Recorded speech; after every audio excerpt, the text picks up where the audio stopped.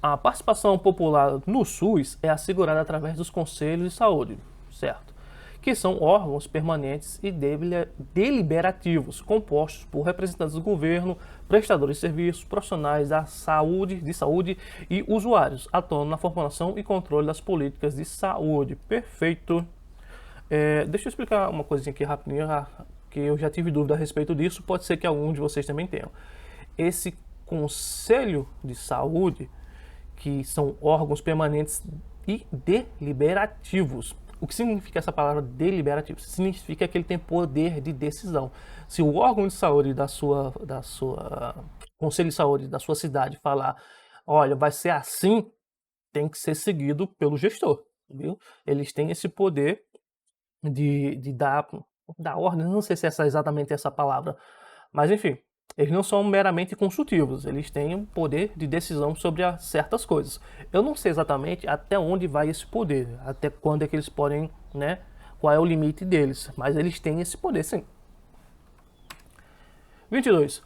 O diagnóstico comunitário é uma responsabilidade exclusiva. Opa, olha a palavrinha aqui, palavrinha mágica, exclusiva, eu já diria que está errado. Responsabilidade exclusiva dos gestores de saúde, não necessitando da participação dos agentes comunitários de saúde ou da comunidade, uma vez que se baseia apenas em dados estatísticos e oficiais. É errado isso aqui, né?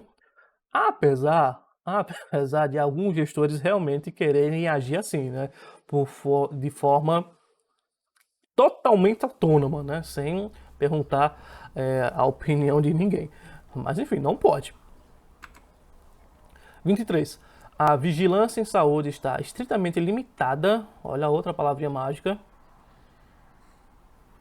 ao controle de epidemias e surtos de doenças transmissíveis, não abrangendo ações preventivas contra doenças crônicas ou a promoção de ambientes saudáveis e seguros. Isso é errado, né? Faz parte também da vigilância em saúde, principalmente, né, a prevenção. Vamos lá, o financiamento do Sistema Único de Saúde, certo? É uma responsabilidade tripartite, beleza. Não sei se vocês sabem disso, mas vou explicar, vamos lá. Envolvendo 3 esferas do governo federal. Já tá explicando. As 3 esferas do governo. Quais são essas esferas? Federal, estadual, municipal. Federal, estadual e municipal. Perfeito. Com os municípios devendo investir no mínimo 15% de suas receitas e 12% do Estado, para o Estado, e os Estados 12%. Certo, é isso aí mesmo. Tem umas questões que são meio cabeludas. Essa prova aqui eu sei que ela tem uma questão cabeluda nessa parte aqui, mais lá para frente. Mas é isso aí. Nós vamos ter aqui, em ordem decrescente, nós temos 15%, né? São as cidades, né? Então a sua cidade, e eu devo estar por cima do coisa agora, né? Da palavrinha, ela tem que destinar no mínimo 15% daquilo que ela arrecadou de impostos, né? O Estado tem que, então, reduz um pouquinho. Ele tem que aplicar no mínimo 12%, o Estado. E a União? Bem, a União aí é uma incógnita. Quando eu digo União, eu quero dizer, né, o governo federal. Por quê? Porque aí quem vai decidir é o executivo, né, o presidente, o Ministério da Saúde, enfim, eles se reúnem lá e eles decidem quanto é que vai ser aplicado. E, historicamente, o Estado tem aplicado 50% do que é utilizado na saúde, de todo o recurso. Como assim, professor? Como assim? Quer dizer o seguinte, por exemplo, se esses 15% mais esses 12% aqui, por acaso deu, vamos lá, R$ 1 milhão para ser aplicado na sua cidade, a União aplicaria mais 1 milhão, totalizando ali, né, uma continha aqui básica de 2 milhões. Isso aqui, né, pelo menos é em teoria. E, enfim, fica aí na sua cabeça que em algumas questões cobram isso. Como é certo, vamos lá. Eu tinha colocado aqui uma anotação. Tá aqui já descrito na Lei 141 de 2012, né?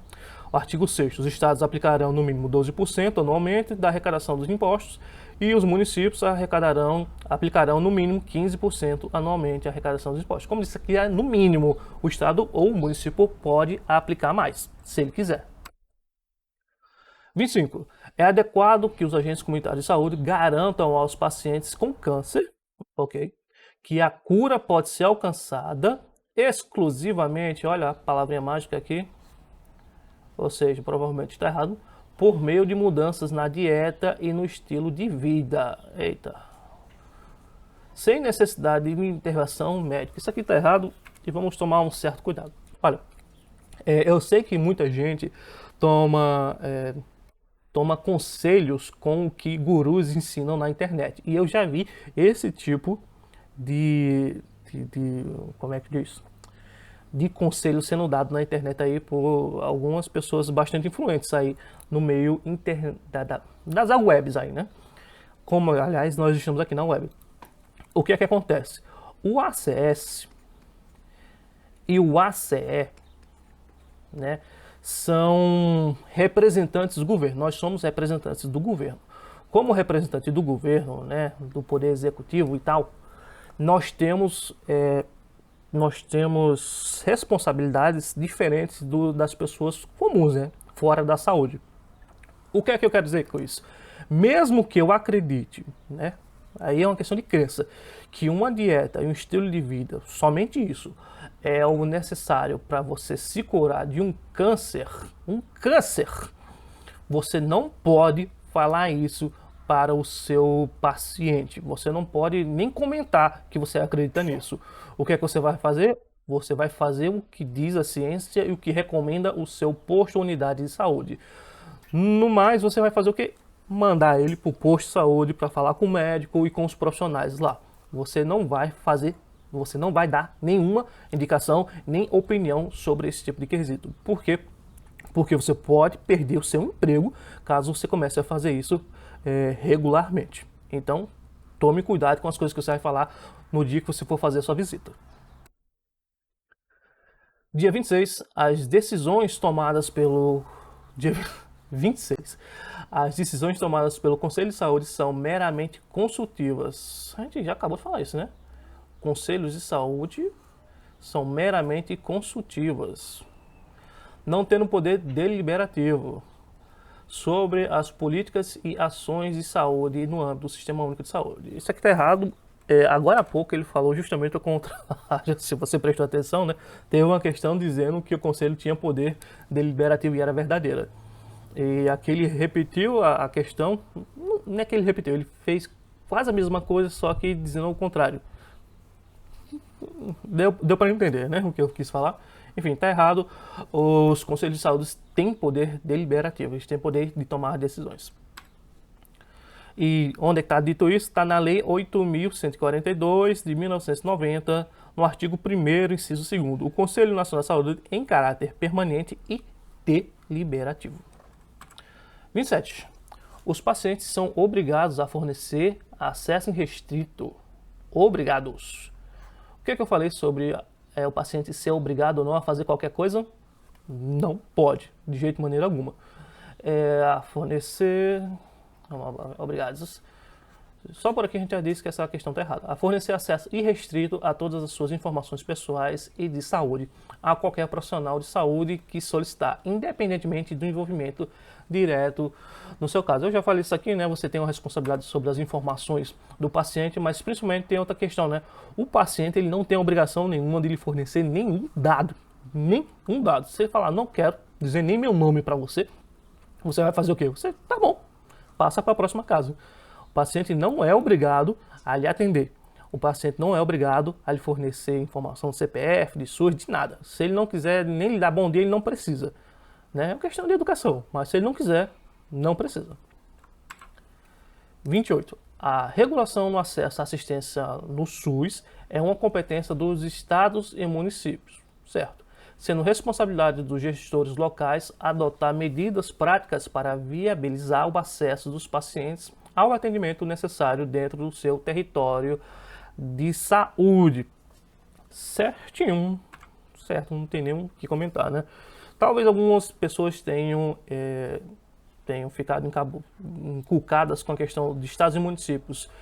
E aqui ele não falou nada sobre a União. Veja bem, ele não está dizendo que a União não tem essa responsabilidade. Mas, no geral, nós vemos órgãos, órgãos municipais e estaduais que atendem a população. De cabeça assim, eu nem lembro se existem hospitais federais. No máximo que tem são universidades federais que atendem um hospital. Enfim, né? Em todo caso, ele não está dizendo aqui que a União também não tenha esse Estado. Presta atenção nisso. Apesar dele estar omitindo, ele não está, né? Entendeu? Entendeu? Ele não está negando. Então, tudo certo aqui. 29. A vigilância em saúde compreende um conjunto de ações capazes de eliminar, diminuir e prevenir riscos à saúde. Vigilância em saúde. Ah, certo. Incluindo a vigilância epidemiológica, sanitária, ambiental e a da saúde do trabalhador. Ele pegou quase todos, né? Visando a promoção da saúde da população. Certo. 30. O paciente tem direito de ser informado sobre a sua condição de saúde de maneira clara e acessível. Perfeito. De maneira clara e acessível, incluindo diagnóstico, prognóstico, riscos e benefícios de cada tratamento proposto, permitindo sua participação ativa nas decisões terapêuticas. Perfeito. Isso aqui não é nem tanto assim pra gente, né, que vai ser acesso, você que vai ser acesso ou ACE. A questão aqui é mais para os profissionais como os médicos e enfermeiros, enfim, outros que vai aplicar algum tipo de tratamento ou dar algum tipo de diagnóstico com o paciente. O que é que ele quer dizer isso aqui? Isso aqui é o equivalente a dizer, não, você não pode falar juridiquês. Como assim? Toda área profissional tem seus termos técnicos. Eu, como biólogo, eu conheço vários termos técnicos da minha área. Quando eu converso com meus colegas biólogos, a gente fala muitos termos técnicos. E por quê? Porque o termo técnico ele é mais específico, ele é mais claro para quem é profissional. Mas quando você fala lá com seu pacientezinho, né? Às vezes, coitado, analfabeto de pai e mãe, você vai usar termos técnicos? Não, você vai falar do jeito mais claro possível, da maneira mais leiga possível para que ele entenda e para que ele autorize ou não o tratamento. 31. No SUS, o Sistema Único de Saúde, a regulação de acesso à assistência não inclui a priorização dos fluxos, assistenciais, nem o gerenciamento do acesso a procedimentos e serviços de saúde. Errado, né? Aqui, provavelmente, todo mundo já viu que quando você chega em algum local que tem atendimento de saúde, você vai ver um cartazinho, né? Um cartaz lá, dizendo a ordem de prioridade, né? Gestante tem prioridade, idosos têm prioridades, pessoas com necessidades têm prioridades, enfim, tem uma miríade de cidadãos que têm prioridades. Então, isso aqui não faz nem sentido. 32. A Programação Anual de Saúde, PAS, é um instrumento do SUS que operacionaliza e anualiza, né? Isso aqui eu peguei direto da prova, eles erraram essa palavrinha. Mas, enfim, as intenções expressas no Plano Nacional de Saúde, PNS, ok? Sendo essencial para a execução das metas e dos recursos orçamentários e financeiros anualizados no sistema de saúde. Essa aqui é uma parte mais burocrática, mas isso aí, tá tudo certo. É considerado uma boa prática para os agentes comunitários de saúde realizar diagnósticos médicos. Eita, molesta. Quem é que realiza o diagnóstico médico? O médico, somente o médico. E prescrever medicamentos? Não, de jeito, maneira alguma. Durante visitas domiciliares para agilizar o atendimento em serviços de saúde? Não, de jeito, maneira alguma. Erradíssimo. Uma curiosidade. Um dia desse, eu estava atendendo uma paciente minha e ela já foi agente de saúde, né? Ela deixou, pelos motivos dela lá, e ela é da velha guarda, né? Como eu posso dizer, né? De maneira Enfim, ela dizia que naquela época muitos dos agentes de saúde andavam com vários remédios nas suas mochilinhas. Chegavam numa casa e tinha uma pessoa com febre, eles iam lá, toma aí, isso aqui é bom, tome tantas gotas, tome tantos comprimidos. Chegavam noutra casa, a pessoa estava com outra enfermidade, puxava lá, toma aí, esse menino aí com diarreia, toma isso aqui, pá, eita gota. E isso era permitido e era até incentivado pelos seus enfermeiros-chefes e tal, por uma questão que não tinha como mandar ou não tinha como atender toda aquela população. Até hoje não tem como atender toda a população, mas hoje em dia isso aqui, esse tipo de coisa pode lhe causar a demissão do seu cargo, em alguns casos pode até lhe mandar para cadeia. Então, não faça isso, pelo amor de Deus. A inclusão do agente comunitário de saúde no acompanhamento domiciliar de pacientes com câncer é uma estratégia eficaz, ok? Permitindo o monitoramento da saúde, a promoção de hábitos saudáveis e o suporte emocional, ok? Contribuindo... Suporte emocional. Suporte emocional. Contribuindo para a melhoria da qualidade de vida do paciente. Certíssimo. Outra curiosidade aqui. Essa questão do suporte emocional é uma questão, assim, é importante e meio delicada. Por quê? Porque isso às vezes dá uma atrapalhadinha no nosso fluxo de trabalho. Vou contar um caso aqui de vivência. Certo dia eu estava fazendo as minhas visitas, né? E na primeira casa que eu cheguei, era uma família que eu tenho o costume de visitar e tal, todo mês, mas tinha acontecido uns problemas familiares lá e de saúde, a pessoa, saúde assim, física e tal, estava perfeita, mas estava com uma situação e eu passei a manhã toda ali só ouvindo a mulher, que foi a que me recebeu, né, a dona da família, a responsável da família, falando dos problemas, desabafando. E aí, essa é uma parte importante também no nosso serviço. Não está ali no edital, geralmente você não vai ouvir as pessoas falando isso, mas escutar o paciente faz parte desse suporte emocional. Você não precisa nem dar conselhos, basta escutar. Geralmente é isso que as pessoas querem, escutar, né? Alguém que converse com ela um pouquinho ou que só escute. É muito comum também chegar na casa de idosos em que a família já não visita com certa frequência, né? O filho mora longe, a filha mora longe, ou tem muitas obrigações, são ocupadas e visitam pouquíssimo essas pessoas, esses idosos, né? E aí, novamente, a gente chega na casa e é normal você passar 1 hora, 2 horas só conversando com a pessoa não tem nada, ela só quer conversar. E isso faz parte do nosso serviço também, mesmo que não esteja lá no seu edital. Você vai chegar na casa da pessoa e ficar só conversando com ela. Faz parte também, faz parte do suporte emocional. E aí depois você vai ter que se virar para compensar as visitas. Mas, enfim, né? Quando você assumir, você vai entender o que eu estou falando. 35. O NASF, que eu já expliquei o que é, mas já está dizendo aqui novamente, Núcleo de Apoio à Saúde da Família, é responsável por substituir as equipes de saúde da família. Substituir? Oxente. As equipes de saúde da família, nas visitas domiciliares e no atendimento direto à população, atuando de forma independente e sem necessidade de integração com outras equipes de atenção básica. Totalmente errado aqui, não tem nada a ver. Eu já expliquei, eu acho que 2 ou 3 vezes já. O NASF é uma espécie de equipe de apoio que vai fornecer ou fornecia, né, procedimentos que a equipe básica não tem. Eu digo fornecia porque não existe mais o NASF, né? Pelo menos aqui em Jatobá não tem. A gente chama de EMUT, eu acho que no Brasil todo agora se chama de EMUT. Não sei se lá em Primavera ainda tem esses NASF. Enfim, né? Chame como for, é uma equipe de apoio. 36. Os repasses do Ministério da Saúde para serviços hospitalares e ambulatórios no SUS são realizados com base em uma tabela específica de valor que especifica o valor de cada tipo de procedimento, sendo os pagamentos feitos mediante a apresentação de faturas pelas instituições credenciadas. Olha, essa aqui também é uma parte mais burocrática que geralmente a gente não vê, mas isso aqui está certo, né?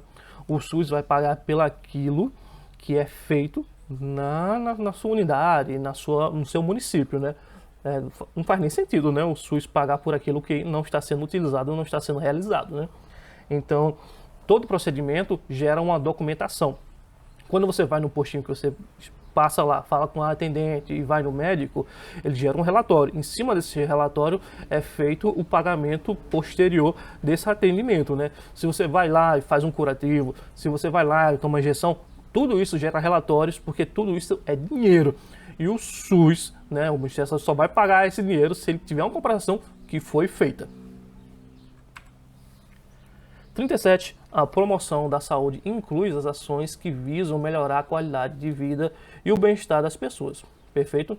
Incentivando a adoção de comportamentos saudáveis, como alimentação balanceada, a prática regular de atividades físicas, além do fortalecimento de políticas públicas saudáveis. Perfeito? Tem nem o que comentar.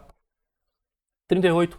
A Estratégia Saúde da Família, ESF, é uma iniciativa do SUS que prioriza a promoção da saúde, prevenção de doenças e a educação em saúde, contando com a atuação dos agentes comunitários de saúde, ok?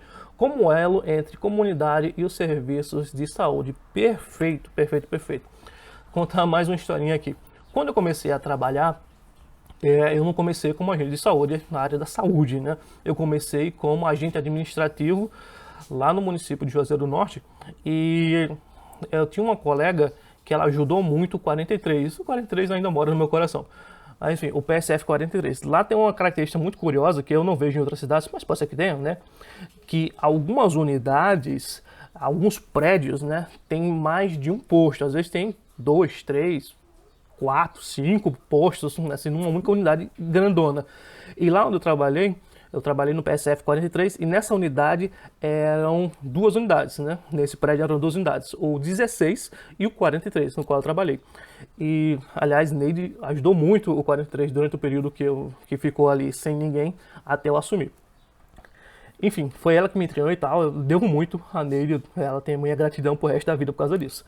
E ela dizia uma coisa muito curiosa, que hoje eu entendo perfeitamente, quer dizer, os agentes de saúde são os olhos da unidade na casa das pessoas. Não tem como a unidade saber quem está falando a verdade, como é que está a situação de vida dela, se ela está bem, se ela está mal. Quem sabe disso é o agente de saúde, que vai lá na casa das pessoas. Ou seja, somos nós, agentes de saúde, que somos os olhos da nossa unidade. 39. A microárea refere-se à subdivisão da área de abrangência de uma equipe de saúde da família, certo? Sendo cada uma delas sob a responsabilidade de um agente comunitário de saúde, certo? O que possibilita um acompanhamento mais próximo e personalidade das condições de saúde das famílias, certíssimo. Eu não sei se vocês sabem, mas cada agente de saúde é responsável por uma microárea. Então nós temos o seguinte, ó, cadê? Nós temos o PSF, né, que é o postinho de saúde da família e tal. Nós temos os agentes de saúde. Olha aqui meus agentes de saúde. Então, 4, 5, 6, 7. Cada agente de saúde tem uma microárea. Então aqui nós, por exemplo, nós teríamos a microárea 1, microárea 2, microárea 3, microárea 4, microárea 5, 6 e 7. Por curiosidade, eu fui o último a entrar aqui na minha equipe, né, no meu PSF, e eu sou justamente o agente de saúde da microárea 7. A população não sabe disso, né? Se você chegar lá, qual é a sua microárea? Que microárea você mora? Eles não sabem. Quem sabe disso são os agentes de saúde. Cada um tem sua microárea. Quando você, por acaso, se acontecer, né, de você sair do seu posto e for para um posto B, né, um segundo posto, aqui dentro da minha cidade é dividido em PSF 1 e PSF 2, são apenas 2. Dentro da cidade tem vários outros espalhados pelas zonas rurais e pelos bairros, né? Enfim, quando mudar, se você mudar de posto, você também provavelmente vai mudar de área, de micro área, né? Então, enfim, é só uma curiosidadezinha.